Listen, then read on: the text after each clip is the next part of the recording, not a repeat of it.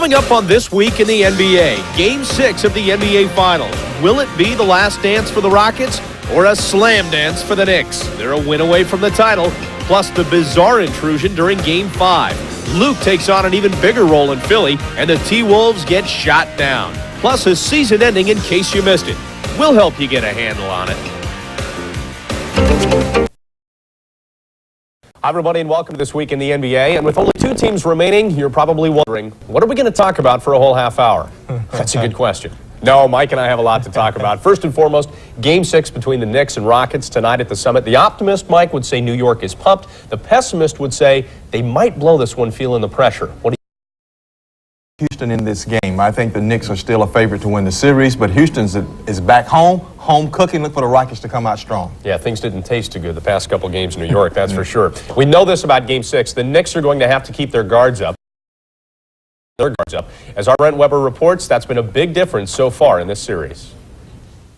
NBA teams constantly talk about the importance of the home. But the Rockets face the flip side. If they don't take advantage of the home court edge, they'll be watching the Knicks celebrate a championship on the Summit floor. Everybody loves a parade, so who wouldn't love two?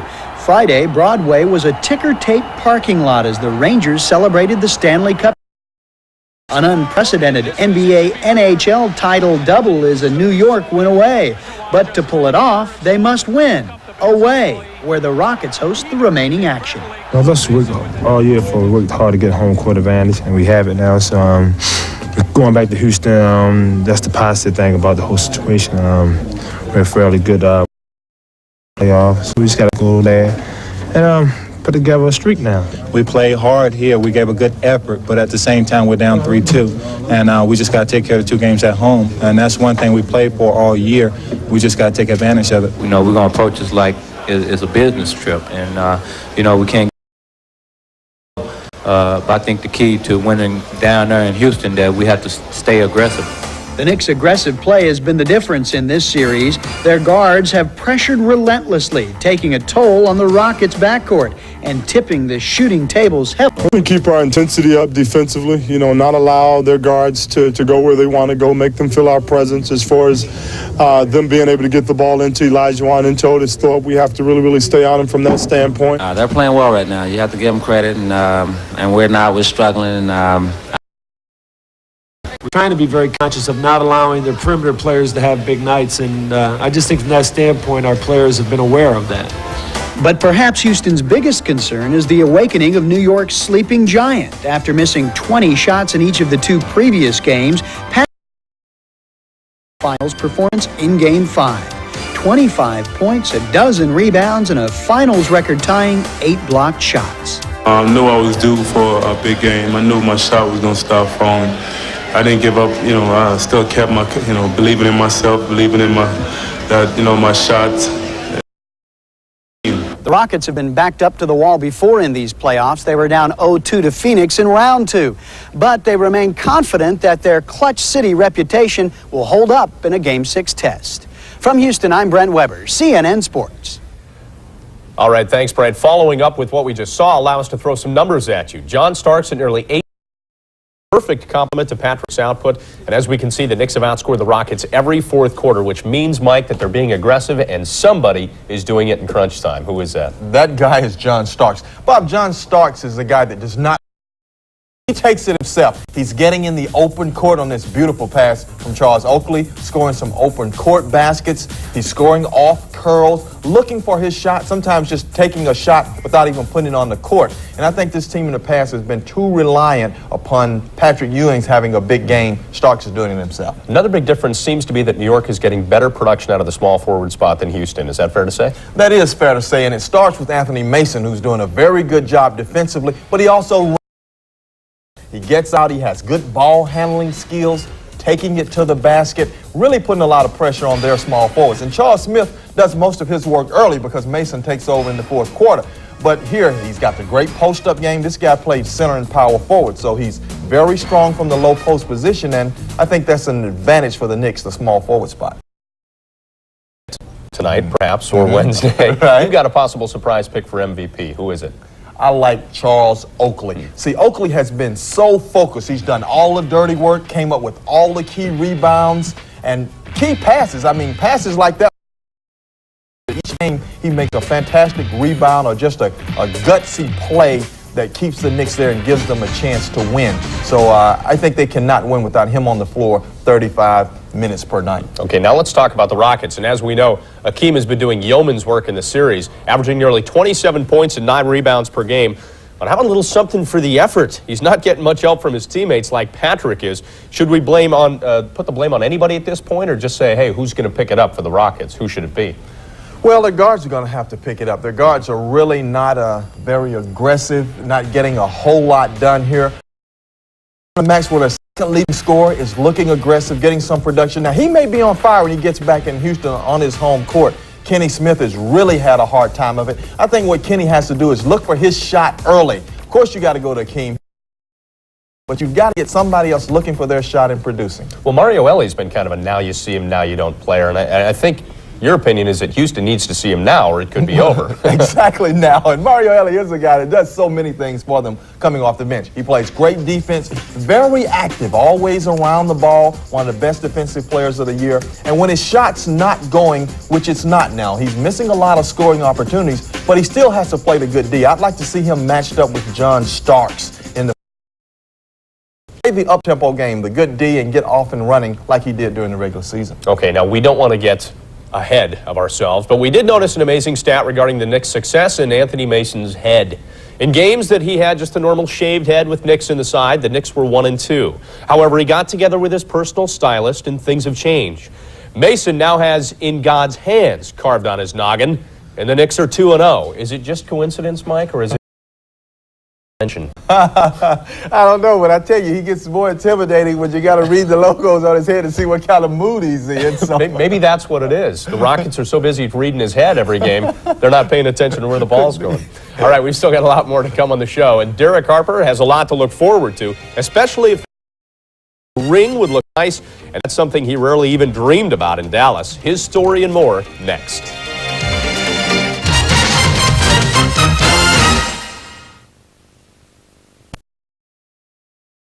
If you were working in the mailroom and one day a guy walked in and said, guess what, you've just been promoted to president of the company.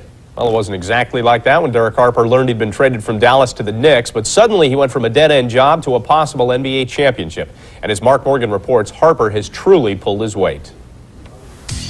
No one can appreciate the spotlight of the NBA Finals more than Derek Harper. After a decade with the Dallas Mavericks, the Knicks point finals, looking for that elusive championship ring. I truly want this. After being in the league for 11 years and experiencing some good and some bad, I truly want it. Harper is making the most of this opportunity. His shooting from the field has been outstanding, but beyond the three-point line, Harper has killed the Rockets, hitting just under half of his attempts. Probably playing some of the best basketball I've ever seen him play. I mean, just making big shots, being a factor on defense, and I hope it stops. He's been doing everything. He's been scoring, playing tremendous defense, making passes, just being a great point guard. Being able to get Derek Harper in the middle of the year, has helped us dramatically, and I don't think we would be here without him. In the 70s, Walt Frazier ran the Knicks offense. Clyde was known for his cool under fire, and he was a key ingredient during the Knicks championship years. Now, Harper is poised at the point, hoping to follow in the footsteps of his another championship banner here at Madison Square Garden. My connection with Clyde is that I idoled him as a child growing up. I liked the fact that he played both ends of the basketball court, and I tried to pattern myself behind him. Frazier's Knicks teams are part of New York legend. With one more win, Harper can join his childhood idol in that elite group.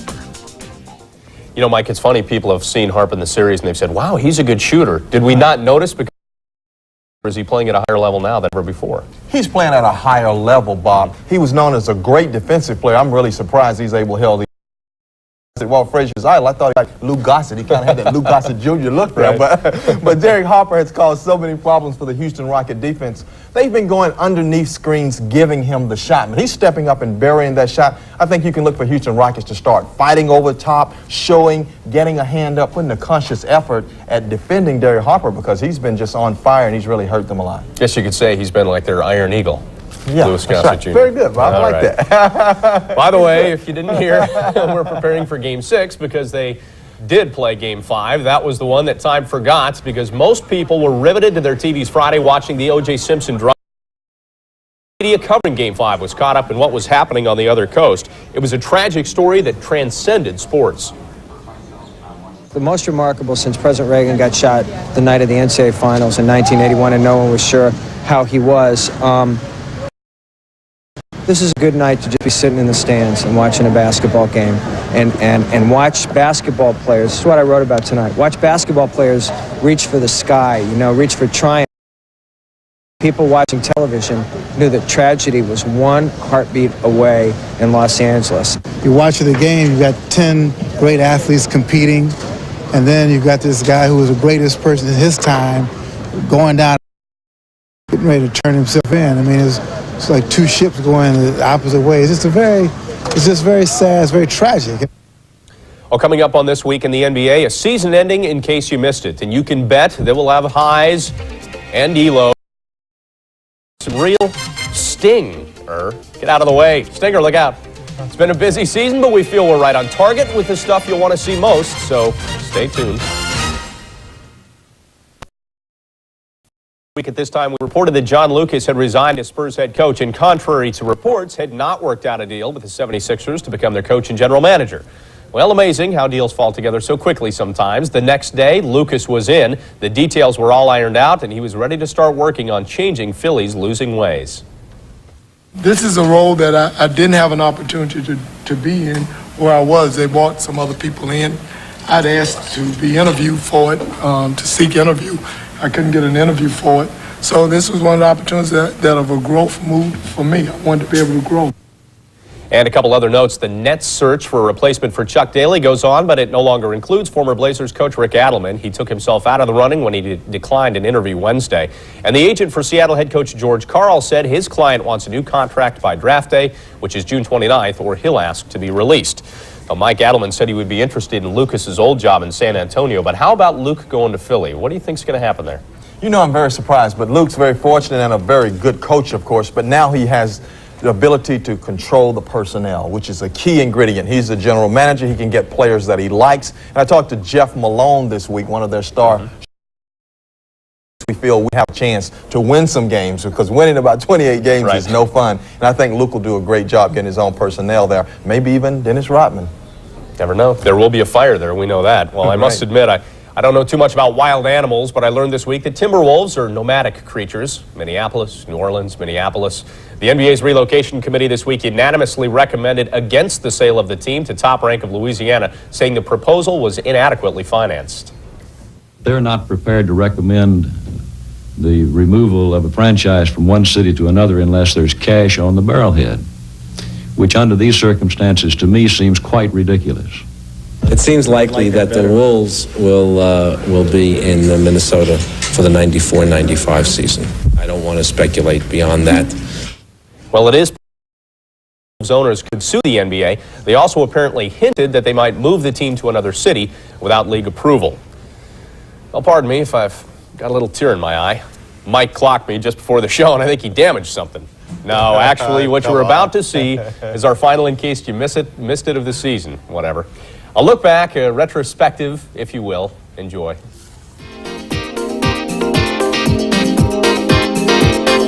Are you ready for one final spin around the league? Well, hop in your hot rods and hit the gas, kids. We're here to deliver. Basketball reminded us of football at times. Vernon Maxwell, nice catch, but he didn't get 2 feet in. Isaiah Thomas went out in style and took Mark Price with him on that loose ball. And KJ delivered a forget-me-not to Steve Kerr. We simply can't forget this late-season exchange in Chicago. Reggie Miller launches a 3 that puts the Pacers ahead of the Bulls.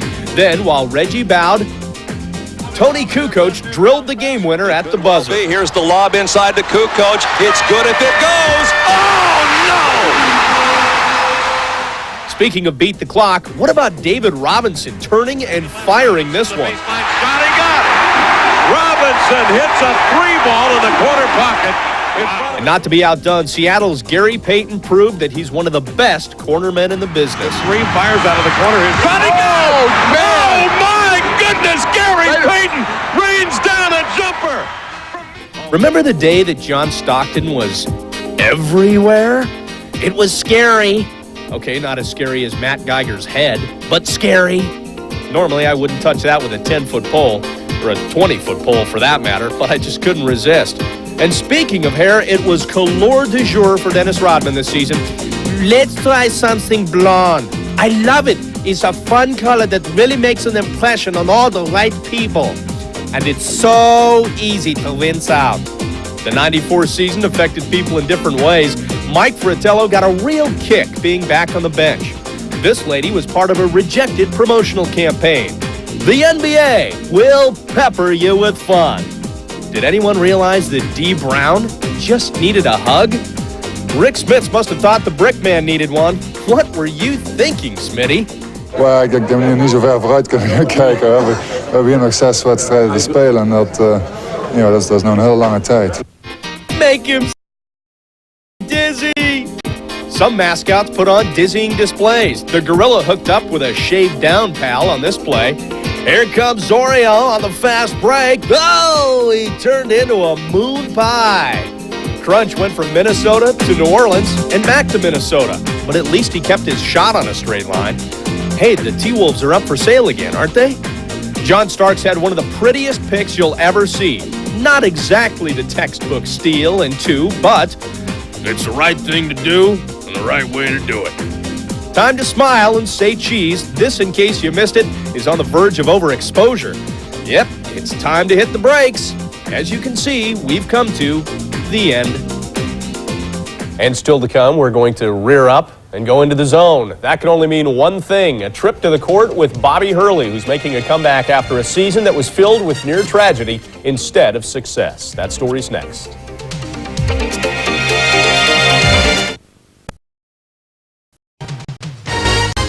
The second career stop for Moses Malone in Philly ended Friday when the 76ers waived the veteran center. He was brought back last year to help school rookie Sean Bradley. Malone has played 18 pro seasons and has said he'd like to play one more.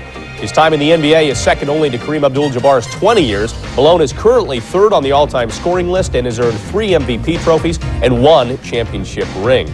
And Mike, what do you remember most about playing against Moses? You know, he was like a young Akeem. I think Moses was the kind of offensive player that you didn't know what he was going to do on offense, did not have the patented moves, but very effective. I think he did a lot in shaping Akeem Olajuwon also, and they were hoping he could shape Sean Bradley that same way. Has not worked yet, and don't know if it will work. Yeah, Sean's still a worked on. Bobby Hurley is just getting back into the game after being cleared by doctors to compete. Hurley, of course, has been sidelined since last December when he nearly died from injuries sustained in an auto accident, but now he's playing up to 3 times a week. On Friday, Hurley played his first game in the Jersey Shore Summer League. He'll also work out with the Sacramento Kings entry in the Utah Summer Pro League in July. For now, though, Hurley is just getting rid of the rust and getting back into game shape. That was a big thrill for me. I met with team officials, our new general manager, and a couple of our doctors, and they examined me and they felt that I was ready to go full steam ahead. There are still some areas that I need to work on, need to address, and need to improve upon, but I'm feeling pretty good right now. Well, Bobby Hurley has been through a lot. What should we expect from him this season? Well, I think it's still a time to test his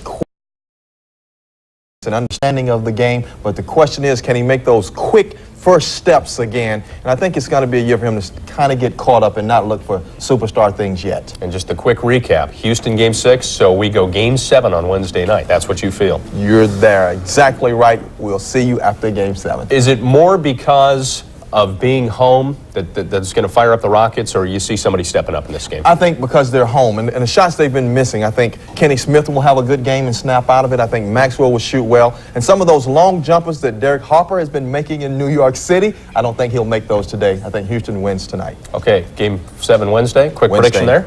The Knicks in 7. Okay. We know what's going to happen. There we go. Mike, thanks. That's going to do it for this show. But a reminder to be here at 7:30 Eastern tonight for a complete recap of the day's action, including the final round of the U.S. Open. For Mike Glenn, I'm Bob Lorenz. We'll see you next week on This Week in the NBA.